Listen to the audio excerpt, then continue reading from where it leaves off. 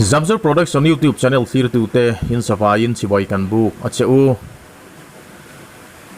voin hi September ni som pan hi sang ni som hi pan hi tho tan ni ni a tun tum chu Christian Outlook in atar lan chan chin then khat te I han shu thuak te ang Iran pastor chuan kum som zel tang turin zela hun amang chanta Joseph Sabajiana Iranian Armenian pastor chu Iran court in inland tura tin order August ni som hi pakwa khan mu in a inlana August ni som tum khan kum som chung zel tang tura shemna chu bula chanta Pastor Joseph hi August ni som tum chun khan Evin prisona inland tura ti ani a Isu Krista wanga kum som zel tang turin bul atanta ani chu Pastor Joseph hi kum sang ni som ni kha Teran House Charles Christian som tum jet pung khom andap na man ani a Dan lova pun khom hoi hot le ram himna ta na thil tia pu ni in thu boi siam ani Zun sang ni som ni pan hi khan kum som tang tura shem na mon zo nuwa ram chung hun pilril taka kum ni chung thon bo tura shem zui le aniang emin huwa po hian kum ni chung ram po na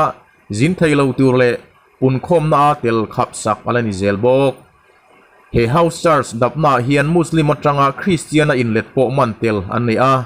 mina ile zazari te po kumruk chung zela tang tura shem ani ve bok Iran Christian kum tam tak chung zelrun thima hun mang tur te hi itong trai puyang u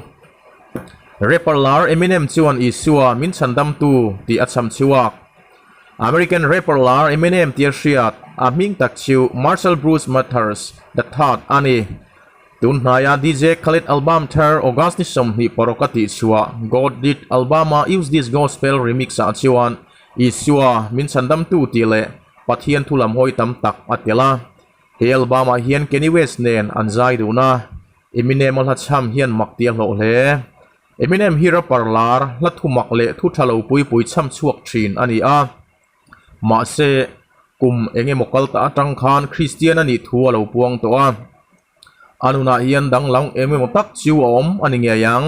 Arab thu cham po dang lam chho shet use this gospel la chama to ten khat chiu use this gospel for protection it's a hard road to heaven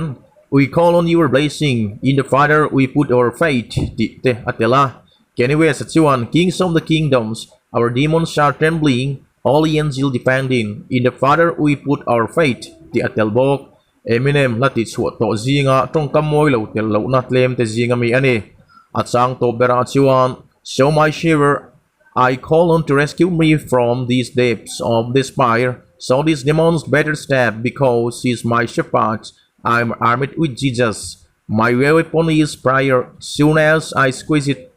I am blessed like sneezes called me Jesus I am at the end of head maybe I am bunkered regardless never claim it to be flawless long as the mistake I have acknowledged tite atelbok Bible chung chang po Bible in my sight like a rifle with a God-given gift every single day I thank God for that's why I pay so much homage praises to Jesus I will always tite atelbok Zambia namten an mani ṭawngin Bible an nei veta loma wangin an lam Zambia namte chuan an mani ṭawng ngayat chut Bible an nei veta a an loma wangin an lam hial Zambia ram hi Africa chimlama ram pakhat ani a an mani ṭawng ngaya Bible nei an chak trin tun nai khan Wycliffe Associates bultumin Zambia ṭawng hian Bible chut ani veta pathianin ke mani ṭawng ngei thu asoi ni in kan ngai hial anti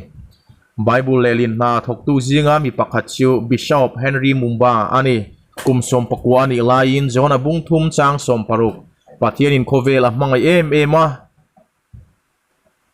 he thu hi sap missionary te ṭawngin a hreto chu Bible thu hriat masak berani tuna kum som nga pariat ani to a